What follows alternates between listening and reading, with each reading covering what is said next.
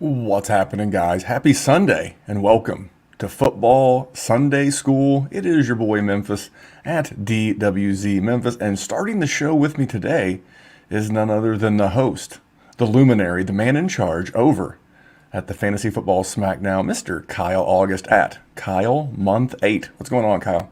Memphis, good to be here, bro. Ready for another week of football. I think this one's going to be better. I think this is going to be a better week because, dude, some of these games are going to be crazy. I'm feeling it. So I'm looking forward to week 2. So, as we wait for the questions to come rolling in from our YouTube audience, what do you think? What do you think's gonna be crazy about it? What are you feeling? What do you like? I notice you're wearing a Cowboys hat. We're not going full IDP, but Marcus, I'm sorry, the rookie, Mike, Micah Parsons, yeah. Micah, thank you, being converted to D end.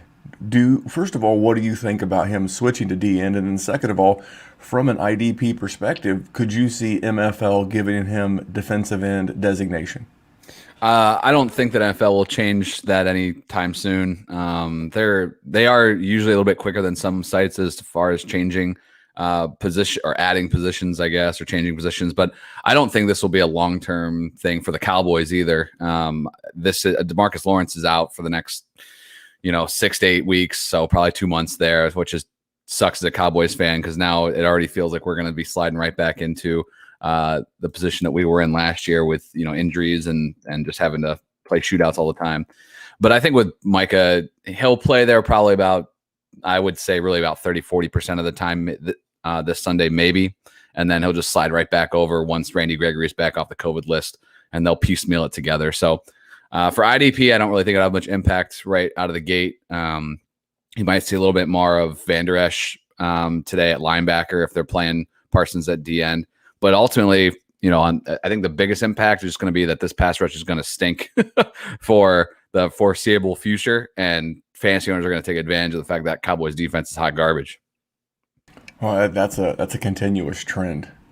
I mean, do you think Parsons was the right pick back in the draft? Yeah, I think it's still obviously early. We're 1 week in. I want what I think happened really was just that they freaked out when Horn and Surtain came off the board and they didn't get their corner, and then they were just looking to get back. Now the issue that I have mainly isn't the Parsons pick necessarily, but that the rumor was that the Cowboys were offered the same deal that the Giants got from the Bears to get their first rounder to scoot back about 10 picks. I like that a lot better than, what they did with Philly, just scooting back a couple picks, picking up a third, which they burn to the ground most of the time anyway. So I'm fine with Parsons being the pick. I just think they got a little shook. As fantasy owners, we can all relate to that on draft day when you get sniped. I think that's what happened to them. And the smarter decision for me would have been get an extra first. But I think for right now, Parsons looks like to be the guy, and they're definitely phasing out the Jalen Smith experiment. So I'm okay with that. Yeah, I'm thinking about all that money they gave him. Well, listen, we have our first live question. We'll mix in some more Cowboys talk here in just a bit. We have Eric Smith. I'm going to add that to the show. Eric wants to know, hey guys, love the show. Need some help. 1QB Dynasty, Josh Allen, Justin Herbert, and lastly, go Colts. Damn right, Eric, go Colts. You got that correct. Man, I wore the wrong hat. I got it's blue. It's Colts blue, but it's my my son's high school team. So I'm gonna go. I'll go with this. I'll take this one. There's Gemma already making an appearance, flying like a bat out of hell off that couch. The official podcast dog of the Dynasty Warzone. I know it seems strange to ever bench Josh Allen, but if there was ever a case to do it, I'm gonna go with Justin Herbert today. I just talked about how bad this Cowboys defense is. The over-under, I believe when I checked this morning again, was 55 for that game. It's going to be the highest scoring game of the day. Cowboys-Chargers. I think Herbert's going to have a monster game today. He's a top 5 quarterback for me. I like Josh Allen. Obviously, he's still will always be in that top range. I have Josh Allen at 7. So I just think that Miami defense is definitely far and away better than Dallas. And then I think it'll keep it a little bit closer. Allen's had a great game against the Dolphins, but I just think Herbert he's just going to go nuts today. I would agree. It's matchup based, and you got to believe a guy who is wearing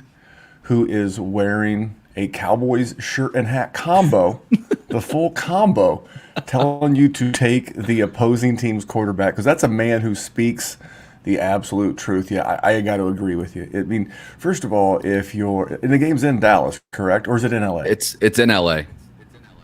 Okay, well, if you're Justin Herbert, you have to know that this is your first time, and you won't get the shot again for 4 years to be featured against the Cowboys. If there's ever a game you want to shine, it's this one. And it's not like they're going to be leaning heavily on the rushing game. I was pulling up some Josh Allen stats. I mean, he did have a couple of monsters last year against Miami, so I could see that. Yeah, he had 415 he had 415 and 4, and he had 224 and 3. And I think I was going to say that was a half of football, right? So it's definitely Allen is going to have he's going to have a really, really good game. I just think Herbert's going to have a monster game, and that's going to give him that edge. I don't think you can go wrong, honestly. I think this is going to be one of those decisions that I know we all have it, like when you fret back and forth when you make the wrong call. I had a few of those that just really burned me last week, and that's how you know fantasy football is back. But it's always funny, too, when we have these decisions. We're like, oh, my gosh, this guy or this guy, this guy, this guy. And then, like, it boils down to it. You look at the end of the day, like, that was half a point, and it didn't matter. So, always fun. I mean, I guess you play whoever you feel the most comfortable with. I'm hoping this is the only tough decision you have to make. And, Eric, before we let you get back to setting those lineups, you got to convince this league to convert to a super flex. I don't know how you do it. Bring gifts next year at the draft, at the rookie draft. You bring like a nice fruit basket, an edible arrangement, something that would go a long way. Mike Kenny, I want to give Mike, and he didn't really have a question, but he's mentioning Crowder inactive again today. I am fading. Go ahead. Well, I was going to say, which was interesting because Mims was already ruled out. I have the early active inactives too. But Mims was ruled out like way ahead of the game, like an hour or two, way ahead of inactives. But Crowder being out too, I think it's still Elijah Mitchell time.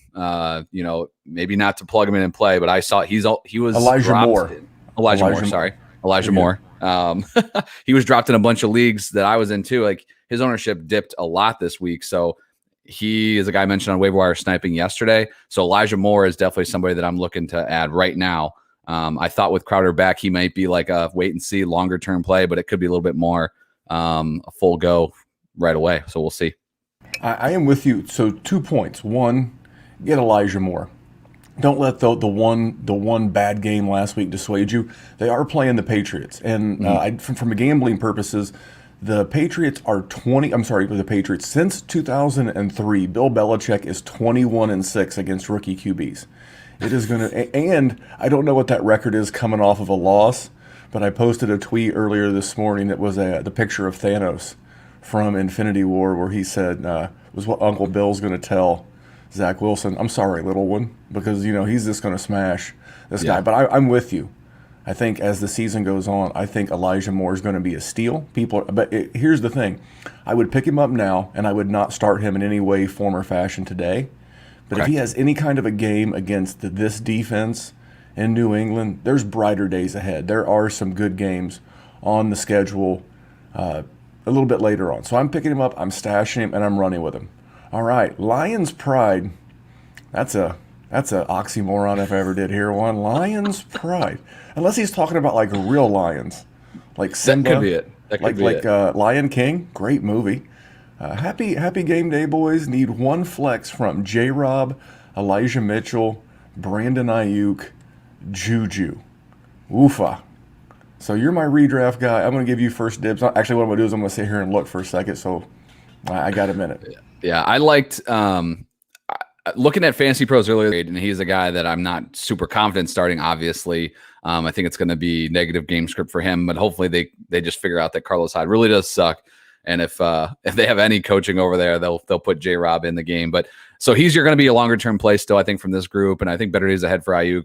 I'm still worried. I'm not jumping in on Elijah Mitchell as much as everybody else is. I think he's going to be the lead back for them today. But I think you have a great option in Juju Smith-Schuster. I think Pittsburgh puts up a big number today at home against the Raiders, who are coming off an emotional victory on a short week on the road, early start. Check. I'm putting Juju in all my lineups. I liked Big Ben a lot this week. He's a borderline QB1 for me. So with that, I think Juju's going to have a great game, and he'd be my start here. For me, it would be close between Juju and J-Rob. And here's why. You know, what's the old running joke? Things you trust more than Kyle Shanahan, gas station sushi, a drink from Bill Cosby, an elevator ride with Ray Rice. These are all things I trust more than the decision-making of Kyle Shanahan. So I'm going to rank Mitchell ahead of Ayuk, but those would be options 3 and 4. I'm with you, too. I have J-Rob ahead of Mitchell this week, which is not consensus. So if you and I are on that same page, that is not what people are telling you to do. What people are not telling you, and I have been, if not the biggest, one of the biggest detractors of the Philadelphia Eagles all off season, but I tell you, those offensive and defensive lines look really sharp. And that was a big part of the issue in Philadelphia last year. It was not just the poor play of Carson Wentz, but it was also the multiple injuries on both those lines. That's a really nasty defensive front in Philadelphia. So if and here's the thing, I've got a 1 game sample size on Elijah Mitchell. I know, J-Rob was cheeks last week. I can dig that. But you know what I do know? He had 6 targets last week. That's a good thing, which was 4 more than the 2 that Carlos Hyde had. I've also seen him have good games last year. I've got a 14-game sample size that tell me that J-Rob is at least an RB2 for me. So I'm going to lean on, and this is a reach, I'm going to lean on Urban Meyer pulling his head out of his ass and getting back to the run. If you want to get your rookie quarterback killed, if you want to get him killed, keep having him throw the ball against this Denver defense. Mm-hmm. That smells like a recipe for disaster. So what are you going to do? You're going to come out, and I'm not going to pretend like Carlos Hyde's not going to get work. But I'm going to lean on J-Rob just by a hair, because I could also see Trey Sermon having as big of a role with Elijah Mitchell in the Niners backfield as I see Carlos Hyde having with J-Rob. And I think Sermon will do more with his than Hyde does with his. Does that make sense? Yeah, no, I'm with you there. And I know this question was non-PPR, but those catches are still valuable. I think you're going to see Robinson with being more involved in the passing game too. So there's just an extra edge. But yeah, I'm right there with you, man. And this whole week, I've just felt like this Mitchell thing is just danger. Like I know, and maybe it's just because I'm still holding on to that Sermon hope, but it's 1 week and he was a healthy scratch inactive. Yes, maybe that's just trying to put him in his place a bit. That's where I'm leaning. I don't think Mitchell just takes the reins, gets 20 carries a game, and off we go. And that's how he was being treated in a lot of places. So I guess I'll be okay being wrong on this, but I still don't think that after 1 week we just assume he's getting the keys. And like I said, I don't trust the Shanahan. But let me ask you a question. What were the running back injuries last week, or what were the injuries in general that you're so enticed to put this guy in your lineup? I mean, who did you draft that you were planning on being a week 1 starter that you feel compelled to just gamble on this guy? It's not like like last year where we lost a Christian McCaffrey or we lost a really good player. I just don't get why we would be rushing. Now, spending fab money, picking him up, putting him on your bench to see how it goes. Cool. Yeah. I can get behind that. But just rushing him into your starting lineup, especially against a good defense, feels like a fool's errand. Yeah, the only real situations that I was really on the few, some of the questions I got along the lines of Mitchell that I put him in over was, and obviously hindsight's undefeated, so hopefully this is a victory for me. But I told, Barkley is a guy that was drafted early. You probably, wanted to slide him in over there just because there was a lot of questions there and he didn't put up a great performance, but that should correct itself after this. Obviously, Josh Jacobs is active this week. So those are really like the 2 situations. Other than that, unless you were an early drafter of of J.K. Dobbins or Gus Edwards, like I don't have Mitchell above anybody else really that you drafted as a starter out for today. Maybe outside of Mike Davis, who I don't want any part of. I'm not playing him over like Gaskin, who had a rough, week 1 as an example. Like I'm not playing him over those guys. Can we make I didn't get a chance to listen to waiver wire sniping, so maybe you've already mentioned this guy. But if not, I would like to add an addition if I could, please. Yeah, let's do it. I think Wayne Gallman. Yes, sir. Let's go. Did you mention him? Yeah, I have him on my list. I talked about some of the on the waiver wire sniping show. I talked about guys like that I like at the top. Like it was James White was one of those guys. Gainwell, like I think those are guys that I want to have on my roster. But if you want to shoot for the absolute upside, Wayne Gallman is really that play for me. He's only 4% owned in Yahoo leagues, and I think he could take this backfield over eventually. So he has more upside than some of those like kind of scat back types. Because he's the running. He's the running back. Like I really see Right. Mike Davis as like a third down type back. Mm-hmm. I think that's fair. I see Cordarrelle Patterson as like a gadget type back.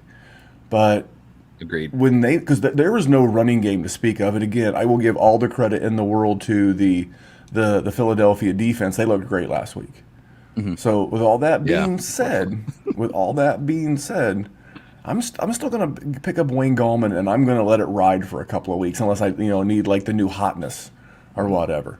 All right, Yeah. we're gonna so thank you Lions Pride, by the way, for your question. All right, we got Nathan. Now I'm gonna give him a shout out. Now Nathan is my low key undercover co-owner of the Dynasty Warzone Patreon tag team. Oh, we don't talk about that league. So, well, you're an Odell Beckham GM with our good pal Neil. I'm not happy with Neil at the moment. Every time I go in there and look at what I've been trying to let him, do his thing. It's He's fair. got Christian Kirk in our lineup today. I'm like, what the hell are we doing here? So Nathan wants to know. Now he wants to know James Robinson or Javonte Williams this week in a flex. I believe those guys play each other. Man, That's correct.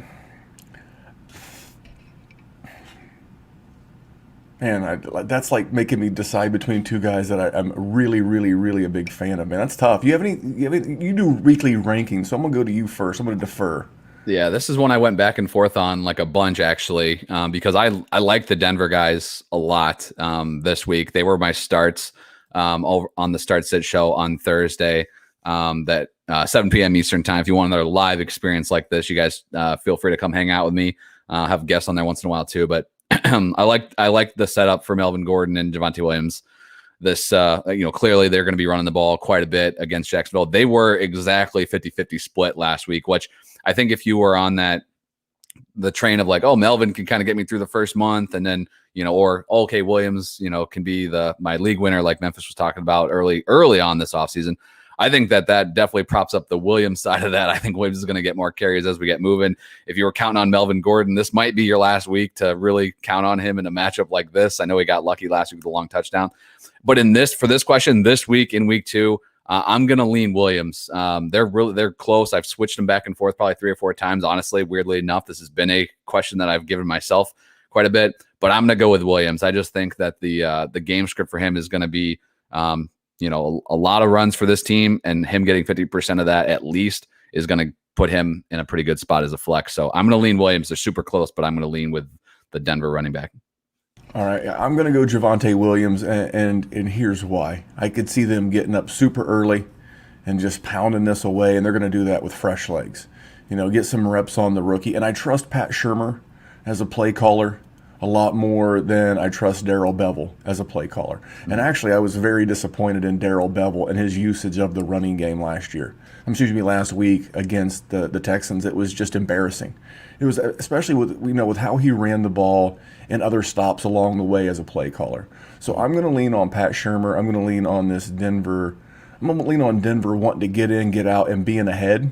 And I would not be surprised, like from a game script standpoint, if this is the fastest moving game of the day, where they keep the ball rolling, and just to get them going. And speaking of rolling, we're going to roll in a third man into the booth. We got a third man.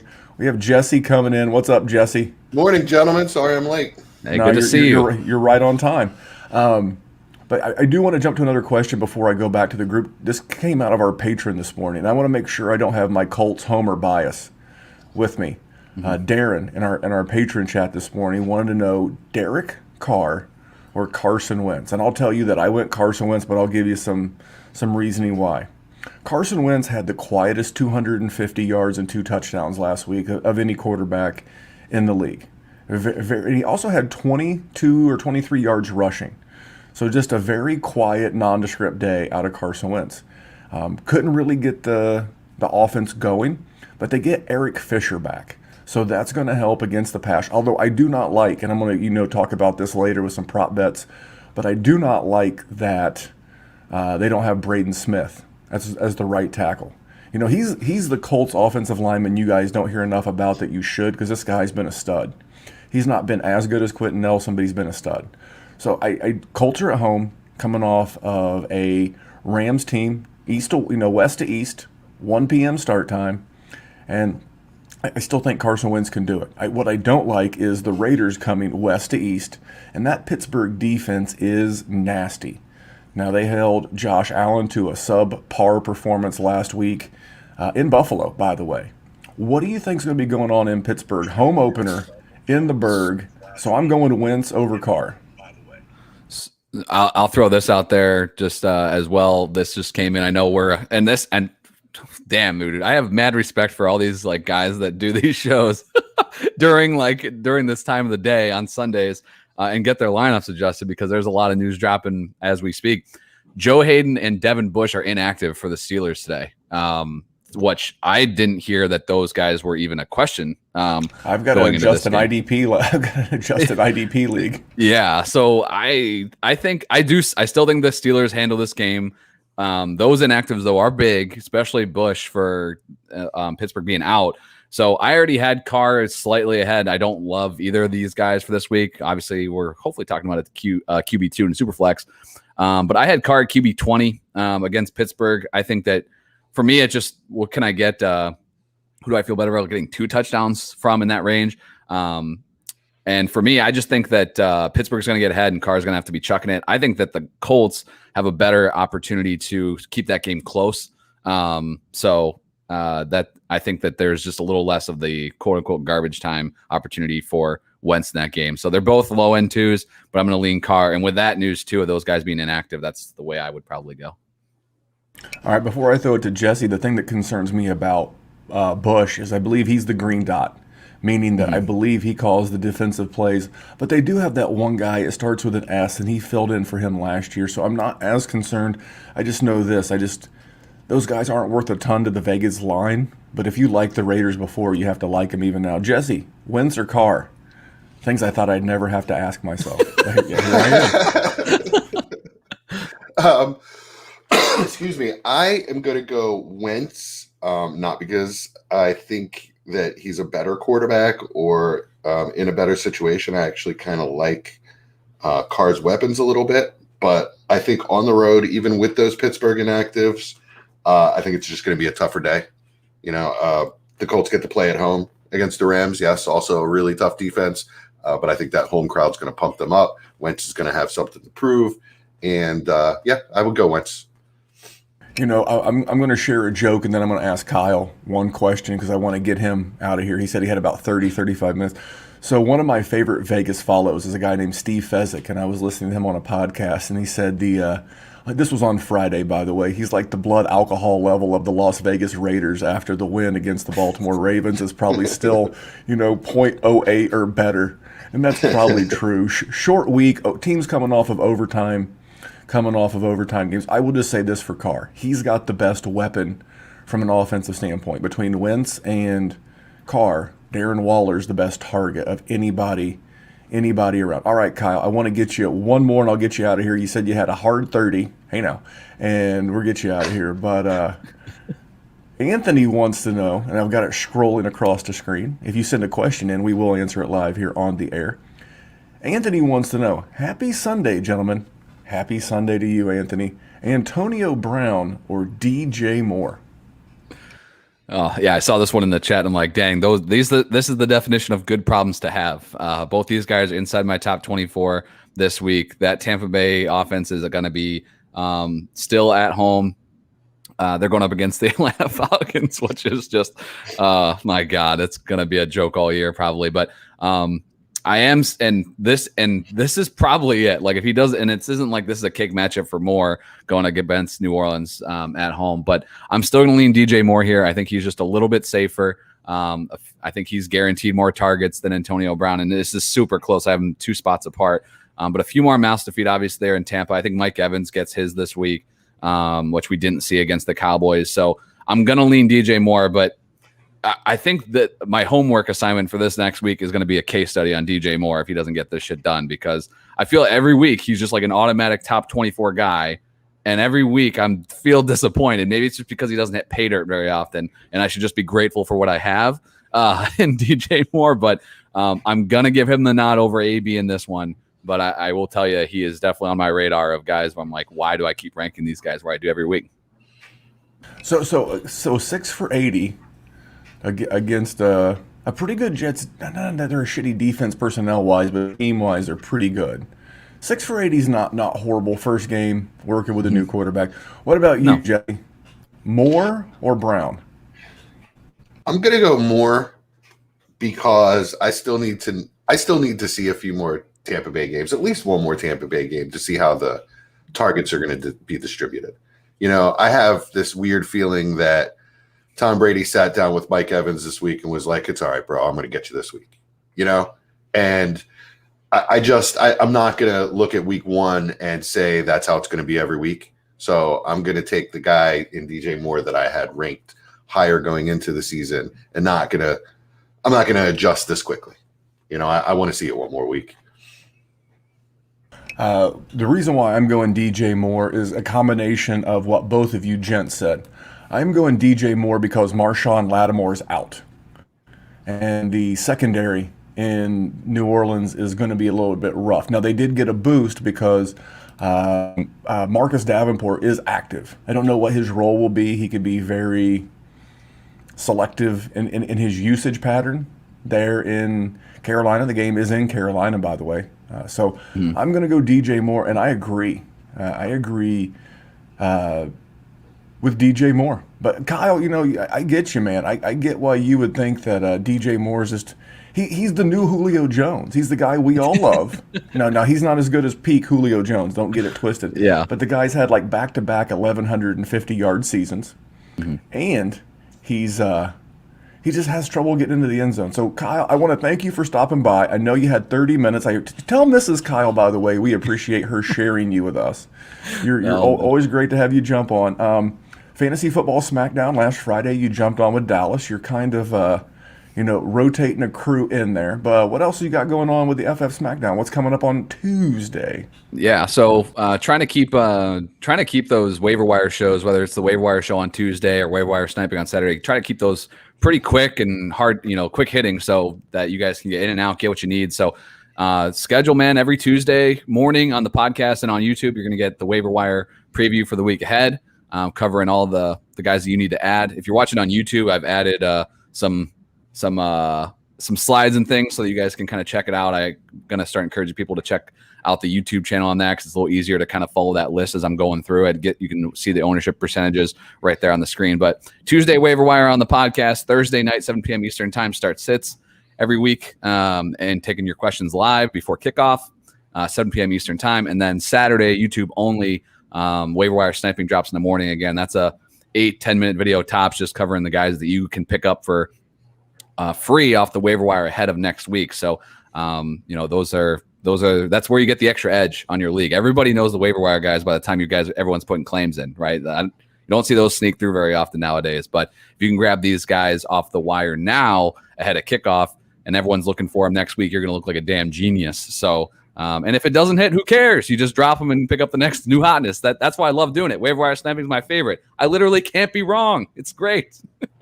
Well, one thing I like about it is the defense and special teams, because people are always like, next week they play this bad team.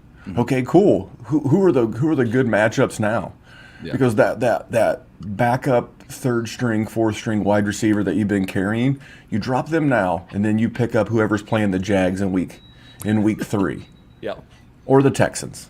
Or insert bad team here. It's always good to be 1 week ahead. That's some of the goodness that Kyle brings. Kyle, it is exactly 11 a.m. sharp in Chicago, noon in the East. Get out of here. Go prepare to cry as your Cowboys take an ass whooping at the hands. I know. At one point I even saw them at plus 3.5, and I still couldn't pull the trigger. I'm like, no, I don't think we're winning this game. But let's hope I'm wrong. But enjoy it. Appreciate you guys. I'll be listening the rest of the morning here, and good luck to everybody in week 2. Appreciate you guys. All right, man. Later, have a good Kyle. weekend.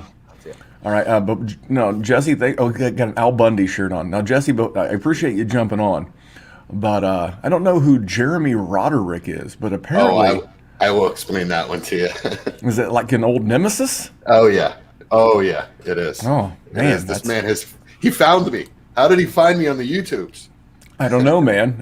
Apparently, there's no place for you to hide from. So this is the shortest person to ever play fantasy football. I just want to throw that out there right now. He's cold-blooded. Yeah, I think he's up to 2'2" these days. I mean, he is a very, very small individual. He's a small man, and he's a small fantasy player. Sorry. So yeah, this is my oldest fantasy league. It's called Jerko Fantasy Football. We've been doing this since the 90s, and Jeremy thinks that he owns me. We're playing each other this week, obviously. And I just want to throw out there, Jeremy, that over the last 12 contests, we are 6-6, including my win over you in the playoffs last year. So don't really know where that comes from. I guess he just wanted to get his name on YouTube. Well, congratulations, pal. You did it. And yes, Mike, we are going to get to your question in more than enough time to set your lineup. But so your Polk High Al Bundy T-shirt, it reminds me of my classic nemesis. We actually call him Bundy. Oh, wow. He sells shoes. Literally, like he runs a footwear store, and so I call him Bundy. This makes sense. And we have been in the same league together for 18 years. Wow, and nice. we do battle, and we are playing each other this week. So our commissioner actually sets it up to where you play your rival twice a year. So he goes in and builds a schedule. So we call it Jihad Week. It's a holy war. Nice. So this is Jihad Week. It's really cool. We have a father and son that play in the league together. They're playing each other this week. 2 brothers are in this league playing each other this week. It's really fun. So obviously it's too late this year, but that's one of those writer downers that you're going to put in to your league next year. You're going to go in, you're going to make sure that all of the rivals play each other. All right, back to the questions. Mike Kenny wants to know, Jonnu Smith or Dallas Goddard at tight end, and then Jalen Reagor or Daryl this D. Henderson is just messing with me. Is just messing with me, because whenever I see D. Henderson, this is how old I am, and always my mind instantly goes to Devery Henderson. Devery Henderson. So let's tackle Jonnu and Dallas first. Now I'm checking inactives. Jonnu was questionable with a hip, and I don't know if he's active. But I'll go ahead and take this one. Then I'll throw it to you, and then you can answer both, and I'll take the Reagor Henderson question. Okay. For me, I'm going to go Dallas Goddard, and here's a couple of reasons why. A, he's healthy. B, last week in the game against the Dolphins, Jonnu ran 8 less routes than Hunter Henry. Jonnu ran 18, Henry ran 26. So not to say that Jonnu doesn't get manufactured touches in other ways, but I have a guy who's limited with injury issues, and I have a guy who is not running as many routes. So I'm going to lean Dallas Goddard in what could be the biggest shootout of the weekend. And I'm going to throw it to you. You're our man in Philly. You're our Philly correspondent, and I'm going to bring it to you. Yeah, I'm going Goddard here easily. I think that even though they're playing the Niners and it's going to be a very tough test for this revamped Eagles offense, I'm still going Goddard. I think that Hurts and Goddard have shown a connection in the 2 games that we've seen them play together. It's just been obvious that Hurts is looking for Goddard. Ertz is still on the field, but really you can look at Goddard as a flexed out wide receiver a lot of the time, whereas Ertz I think is going to be brought in for his blocking most of the time. He really doesn't seem to have much left as a receiver. He's still dropping passes like he was last year. I think I can run a faster 40 than him at this point. So I'm not really worried about. To see it. I'm not really worried about about Ertz getting in the way of Goddard, and Johnny's just got to show me something first, right? All right, And then so as far Rager as and Henderson. Rager and Henderson, Philly's going to be going forward most likely a low volume passing offense. Plus, they're facing the Niners. Plus, Rager is. It's been pretty much fleshed out that he's going to be the third or fourth option in the passing game.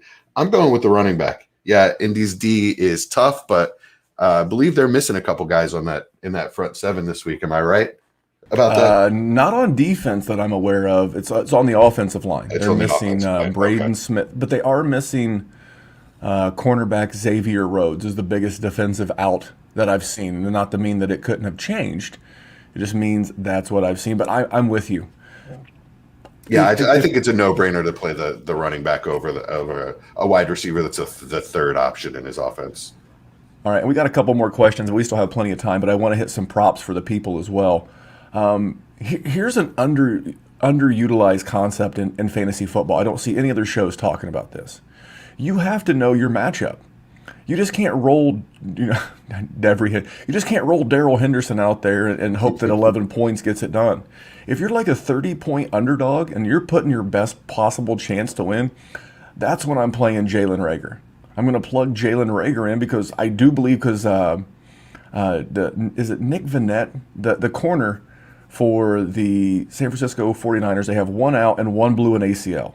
So they're literally on second-string corners right now. And with Jalen Reagor's speed, he could easily get behind somebody for a long bomb.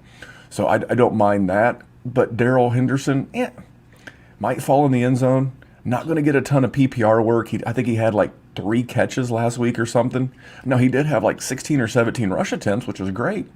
But I would rather go with the guaranteed touches if I'm the favorite in my matchup, or I'm going to go with the big swing with Jalen Reagor. So those are my takes. I'm gonna jump into one more question, then I want to knock out some props, give people a chance to go get a little action. So I'm going to give this one to you first so I can start pulling up the props. But what's up, fellas? This comes from Steve Gambino. Steve is the man. Beautiful day for football. Yes, it is. PPR, Deontay Johnson or T. Higgins. This is a tough one. A couple of AFC North wide receivers. One's playing the Bears. One's playing the Raiders. And I'm going to throw it to you first. Yeah, this is a tough one. If we're to believe what we saw in week 1 out of the Bengals, then Jamar Chase is the man, right? I'm not really 100% sold anywhere that week 1 is going to tell us what happens all year. However, I think we've seen for 17 games now, 16 last year and 1 this year, that Deontay Johnson is the focal point of that passing offense with the Steelers. Going up against the Raiders, not the strongest secondary there. T. Higgins has to face the Bears. I think their defense might be a little overrated. We'll find out. But I still am going to go for the guy that I know is going to get targets and is playing a soft defense. So Deontay Johnson for me. I'm going to take everything you said, agree with Deontay Johnson, and I'm just going to add down the area that Big Ben's throwing the ball. You know, the teams that feel they're content to take Claypool away from those deep bombs, and I will go with Deontay Johnson as well. What happened to Juju, man? What happened to Juju? Is he ever going to? I mean, he's still super young, so maybe like Corey Davis, maybe he moves on to a different team. He'll be a free agent again this spring. I couldn't imagine Pittsburgh re-signing him again with Johnson and Claypool still on rookie contracts. What are they going to do with Juju? Well, yeah, I think Juju walks in the offseason, but for this season, Juju's he's gonna flash some games and he's gonna disappear for most of them.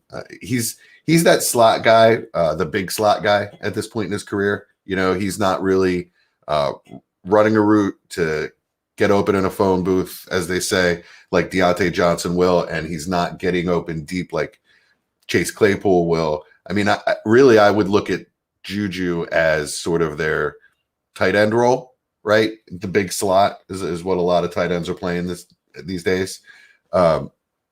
It's got to be the right matchup for Juju to be able to do anything. You know, there are a lot of teams that play man-to-man, and I don't think that's his strength is beating man-to-man. So a lot of teams play a lot of man-to-man. And the more that happens, the less juju I think you'll see. Teams that play more zone, then I think that's when he'll flash. All right, fair enough. Well, I want to get into a prop real quick. My first prop, now mind you, this number was as of Friday. Most recently, I'm trying to pull it up right now for us. It's a Cole Beasley prop. So on Friday, DraftKings had Cole Beasley. No, I'm sorry, this was Barstool Sportsbook. Barstool Sportsbook had Cole Beasley 51.5 receiving yards, lay $1.12. And DraftKings had an over-under receiving prop, 4.5 receptions. So my logic is I'm going over on both, and I'm going to hit you with some reasons why, and then I'll get your input as well. You're part of our gambling group as well. You're close to Jersey there. He had 13 targets last week versus Pittsburgh. He caught 80 for 60 yards. His yardage prop is 51.5. My opinion, Miami will deploy Xavier Howard and Byron Jones on Gabriel Davis and Diggs, which should leave Beasley to run underneath and get his receptions and yards that way. And last week when Miami played the New England Patriots, Jacoby Myers played 80% of his snaps in the slot role, so he was a 80% slot snap share. And Myers went 6 for 44 last week versus the Dolphins. So I think they let Beasley work underneath, keep the ball in front of him, don't get beat by Diggs. And so I'm going over 51.5. I've seen it trickle up to 53.5. And the receptions, 4.5. I don't mind laying a little extra juice. What are your thoughts there? Yeah, it's a solid play, Beasley over 51.5. Have we gotten a decision on Gabe Davis yet? I saw he was questionable. Active. He is active. Okay. I still like it. It's not a big number, and if you believe that they're gonna try to not get beat deep, try to take away Gabe Davis and Diggs deep, then yeah, that's a solid play. All right. Well, that was one of two. I've got a couple more. I'm going to bounce back and forth between questions from the chat and then some props. So this one comes from RJ McCarthy. So RJ, another two-parter. He's filling one wide receiver and one flex. So so these are our choices. I guess we get a mix and match. We've got Sutton Sanders, Noah Fant, and when he says Sanders, it's not Deion Sanders or Barry Sanders. That's Emmanuel Sanders. So Cortland Sutton, Emmanuel Sanders, Noah Fant, Tyson Williams, Laviska Shenault, Darnell Mooney, and go. For me, my wide receiver one's going to be Sutton. These Jacksonville. Oh, he corrected me in the chat. He said Miles Sanders. I was wondering about so that. we have clarification. I mean, in fairness to me, it also could have been Colonel Sanders for all I know. So we're gonna go. Well, for the flex, it's definitely Miles Sanders. I saw an interesting stat on Twitter this weekend that since Jalen Hurts has been the starting QB for the Philadelphia Eagles, Miles Sanders has averaged 18.8 PPR points a game. I'm in. I'm all the way in. I know there's this faux Kenneth Gainwell love out there, but if you look at the touches that Gainwell got last week, man, most of them were in garbage time. And when it really mattered, so Sanders is a smash in that flex spot for me. The wide receiver, that's tough because for me, I will tell you the two for me is between Sutton and Shenault. Jacksonville's corners are absolute trash. And without Jerry Jeudy there, I think there's going to be a little bit more volume for Sutton. But I'm just going to do this. I'm just going to trust the offense that I trust more. I did this earlier with a Javonte Williams, J-Rob question. I'm going to lean Sutton, but if I had to rank those wide receivers, I would go Sutton 1, Shenault 2, Mooney 3. Could Mooney get behind a sketchy Cincinnati secondary? Probably could. But I'm going to lean on Sutton. I like the TD upside there. I'm still fascinated to see what they do with Shenault in Jacksonville. What about you, Jess? Yeah, I like Sutton mostly because of what I saw out of Trevor Lawrence last week. He bortled his way to some fantasy numbers, but man, did he looked bad. I don't know if you caught any of that game, but he was late. He was seeing ghosts. He should have had at least 2 more picks than the 3 that he already threw. He looked really bad. Denver's got really nasty set of corners. Really just a pretty damn good defense overall. I'm going Sutton in hopes that that's how Denver gets up big on Jacksonville. But I do believe they're going to get up big on Jacksonville, and you might not see Sutton in the second half. They might not throw much in the second half. I think it's going to be a really tough day for Jacksonville against that Denver. So I kind of want to stay away from that. As far as Darnell Mooney goes, he's got to show me something this year before I actually put him in the lineup. Between Miles, I'll tell you, it's closer between Miles Sanders and Tyson Williams, however you say it, then maybe it should be, but that's based on the matchup. You have to think that Baltimore may get down by a few points against KC, and Tyson Williams seems like the fastest back in that offense, seems like the guy that might be out there, if they have to throw. I don't believe that person is Latavius Murray. I think talk about washed, and then they bring up Devonta Freeman. Yeah, I mean, if Tyson Williams can't show out, but I'm going to lean on the data. I'm going to lean on the data of the production from Sanders in his time. I'm going Sanders. I'm definitely starting Sanders in this situation, but it's closer than you might think with Tyson Williams. That's fair. It's fair. Man, okay, Mike's back. We answered his Rager question, and now he wants to know Rager or Cole Beasley half-point PPR. Down 15. I think Cole Beasley is a sneaky play. He just lacks the touchdown upside. So I mean, like I just mentioned him as my prop bet of the week. If it was full point PPR, I could see Cole Beasley. I'm going to take the shot on Rager in this situation because it looks like he needs points, and like you said earlier, you could see Rager getting behind the defense for a long one. That's the thing. If it was full PPR, I would go Beasley. Beasley is like the most disrespected like PPR wide receiver in a while. I know he's a knucklehead with his vax, non-vax, just the facts, whatever you want to say about Cole Beasley. But, I mean, the guy just catches the football and gets yards. I mean, his 14 points was the inverse of DJ Moore last week. DJ Moore had 6 catches for 80 yards. That's 14 PPR points.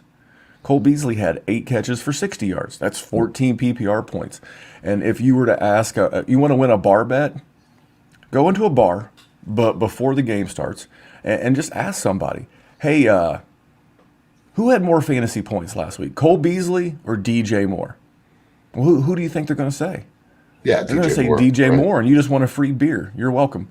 Yeah, just it's pretty simple. That's how I would go about it. But all right, I would lean Rager because I'm the dog. Man, that's super close though. I mean, those projections can be a little knuckleheadish. Yeah, the other thing I do want to say though in this situation, you're projected down 15 points. Well, I assume it's sleeper that's projecting that. Take that with a grain of salt. These guys, they really don't. I'm going to go Beasley. Give me Beasley. Yeah, I'm doing it. Beaslly. They really don't. I would like to look at the matchup to see what players you actually have, because a sleeper projection, what is that really worth? At the end of the day, they're all sketchy at best. But he's not. I'm changing my mind.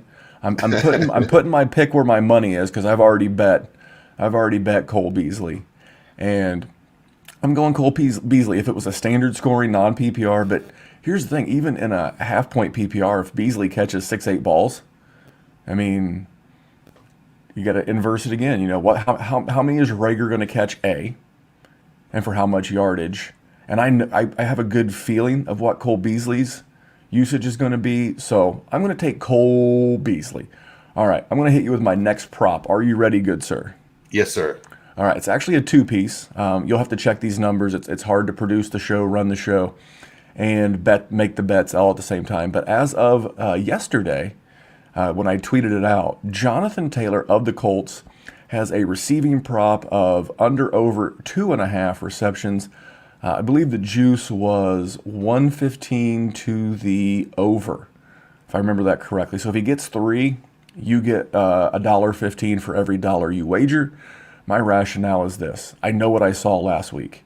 The weapons in Indy A are hurt, or at least limited. I believe Michael Pittman and Paris Campbell are going. But outside of those 3 guys, it's him and Zach Pascal and Paris Campbell and all these guys. And what's Carson Wentz going to do? It's going to be one read check down. And to think that Jonathan Taylor can't get half of the 6 receptions that he got last week, I think it's crazy. Then the yardage prop, his receiving yardage prop was 15.5. Now that was lay $1.15, but I bet that too. I look at the game script, I look at the weapons in Indy, and Jonathan Taylor's going to be on the field. So for me, those were a couple of quick, easy bets.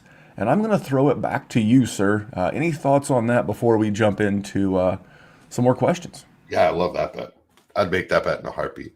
I think that's going to be a theme in Indy this year is Carson throwing to the backs. Well, I didn't mean to cut you off, but I do want to say that I think it's as much a buy, because last year I think all the credit, and we've heard other podcast services talk about, because it was Phillip Rivers, who's one of the greatest check down QBs of all time, which is true.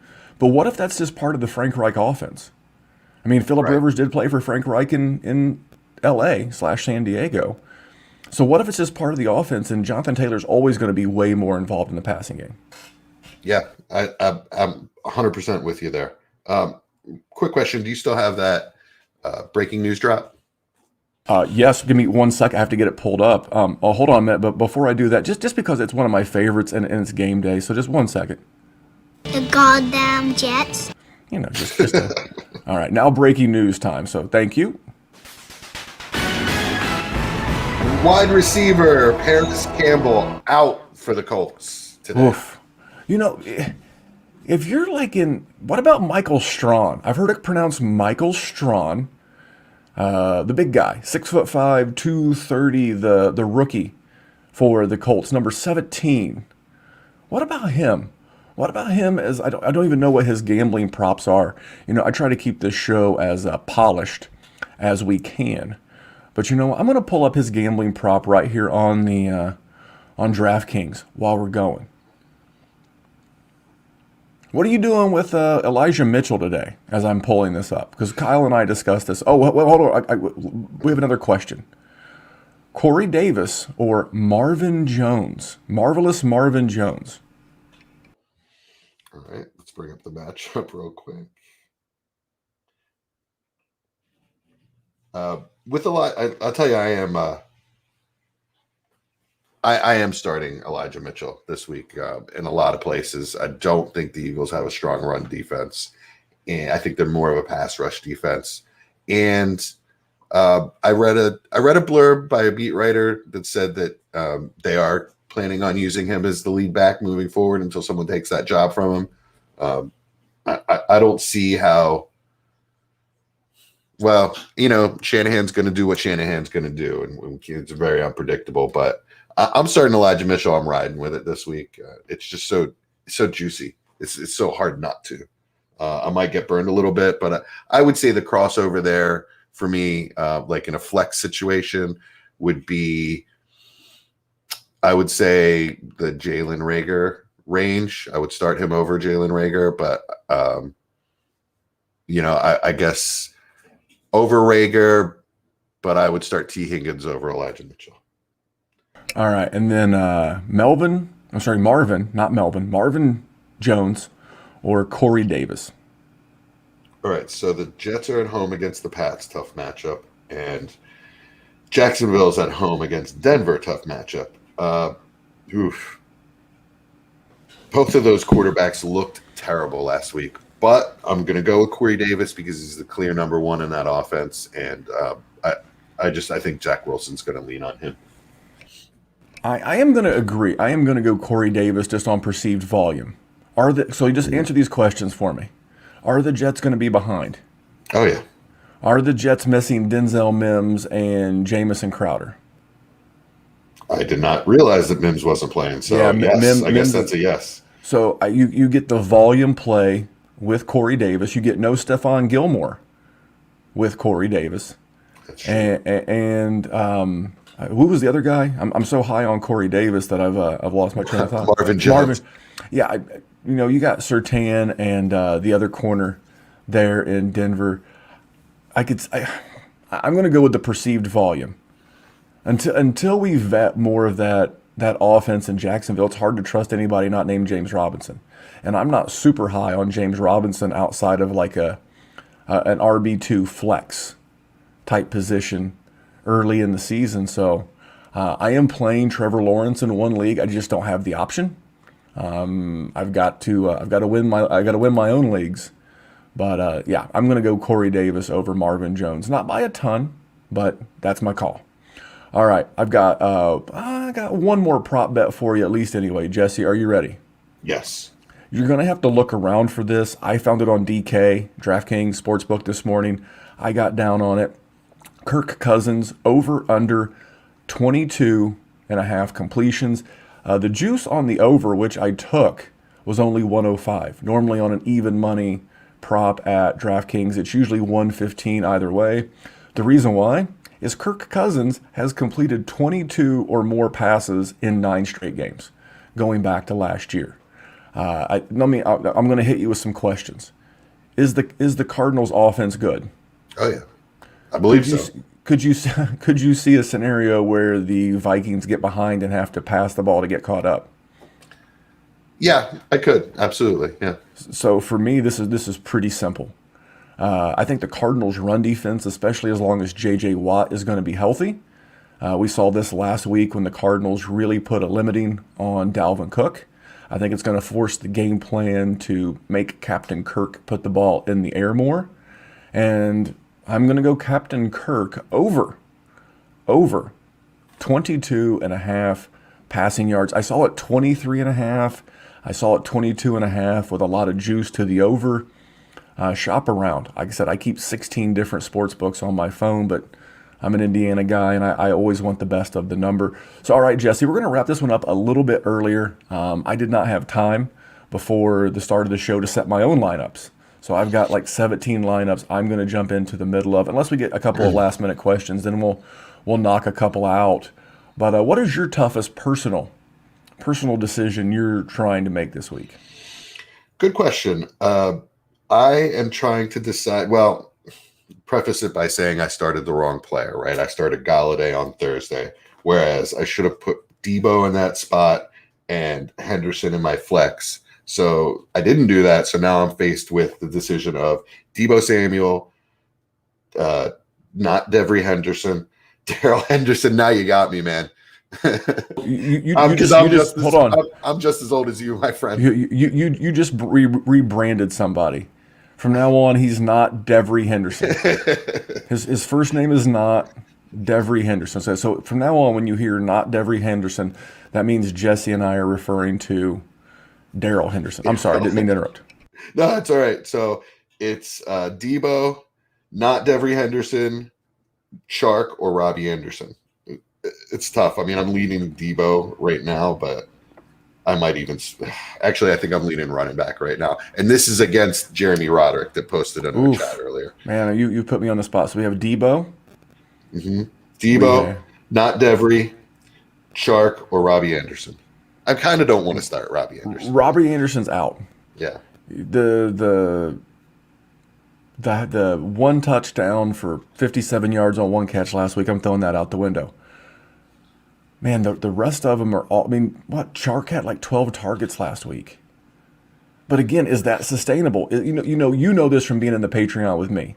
I'm always asking these questions. Is that repeatable?